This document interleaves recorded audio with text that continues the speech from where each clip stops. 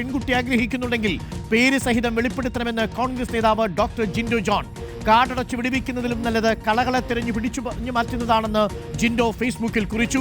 സാധാരണക്കാരുടെ പ്രശ്നങ്ങൾ കേൾക്കാൻ സമയമില്ലാത്ത ജനപ്രതിനിധികൾ ആരെങ്കിലും പാതിരായി ഉറക്കമൊഴിച്ചിരുന്ന പെൺകുട്ടികൾക്ക് അശ്ലീല സന്ദേശം അയക്കുന്നുണ്ടെങ്കിൽ അത് ഓഡിറ്റ് ചെയ്യപ്പെടേണ്ടത് തന്നെയാണെന്നും ജിൻഡോ ജോൺ നിലപാട് വ്യക്തമാക്കുന്നു. രാഹുൽ മാങ്കൂട്ടത്തിന് എതിരായ ആരോപണങ്ങളിൽ കഴമ്പുണ്ട് എന്ന് തന്നെയാണ് ഹൈക്കമാൻഡിന്റെ വിലയിരുത്തൽ. ഇതുമായി ബന്ധപ്പെട്ട റിപ്പോർട്ട് KPC നേതൃത്വം ഹൈക്കമാൻഡിനെ അറിയിച്ചു എന്നും അറിയാൻ കഴിയുന്നു. ആ പശ്ചാത്തലത്തിലാണ് രാഹുൽ മാങ്കൂട്ടത്തിനോട് അധ്യക്ഷ സ്ഥാനം ഒഴിയാനുള്ള നിർദ്ദേശം ഇപ്പോൾ എന്താണെങ്കിലും ഹൈക്കമാൻഡ് നൽകിയിരിക്കുന്നത്. KPC മുഖേനയാണ് ഈ നിർദ്ദേശം നൽകിയിരിക്കുന്നത് എന്ന വിവരമാണ് പുറത്തേക്ക് വരുന്നത്. പ്രധാനമായും ഇപ്പോൾ വന്നിരിക്കുന്ന ഈ ആരോപണങ്ങൾ പ്രത്യക്ഷമായി പുറത്തേക്ക് വരുന്നതിന് മുൻപ് തന്നെ കോൺഗ്രസ് നേതാക്കൾ ഇതുമായി ബന്ധപ്പെട്ട് ഹൈക്കമാൻഡിനെ കാര്യങ്ങൾ ധരിപ്പിച്ചിരുന്നു. കേരളത്തിലെ പല നേതാക്കളോടും ഇതുമായി ബന്ധപ്പെട്ട പരാതികൾ അല്ലെങ്കിൽ ഈ സൂചനകൾ നൽകിയെങ്കിൽ അതൊന്നും പരിഗണിക്കുന്ന സാഹചര്യം ഉണ്ടാകാതെ വന്നതോടെയാണ് നേരിട്ട് ഹൈക്കമാൻഡിലേക്ക് ഈ പരാതികൾ എത്തിയത്. അതിന് പിന്നാലെ ദീപാദാസ് മുൻഷി ഇക്കാര്യം വിശദമായി പരിശോധിക്കാൻ നിർദ്ദേശം നൽകിയിരുന്നു. അതിന്റെ അടിസ്ഥാനത്തിൽ പരിശോധിക്കുകയും പ്രത്യേകിച്ച് നിരവധി ആരോപണങ്ങൾ വരുന്നു, ഇനിയും ആരോപണങ്ങൾ ഉണ്ടാകും എന്ന അഭ്യൂഹങ്ങൾ പരക്കുന്നു. സ്വാഭാവികമായും വീണ്ടും രാഹുൽ മാങ്കൂട്ടത്തിൽ യൂത്ത് കോൺഗ്രസ് അധ്യക്ഷ പദത്തിൽ ഇരിക്കുന്നത് കൂടുതൽ പ്രതിസന്ധി ഉണ്ടാക്കും. പ്രത്യേകിച്ച് നിയമസഭാ തെരഞ്ഞെടുപ്പ്, പഞ്ചായത്ത് തെരഞ്ഞെടുപ്പ് അടക്കമുള്ള ഒരു വലിയ പോരാട്ടത്തിന് പാർട്ടി ഒരുങ്ങുകയാണ്. സ്വാഭാവികമായും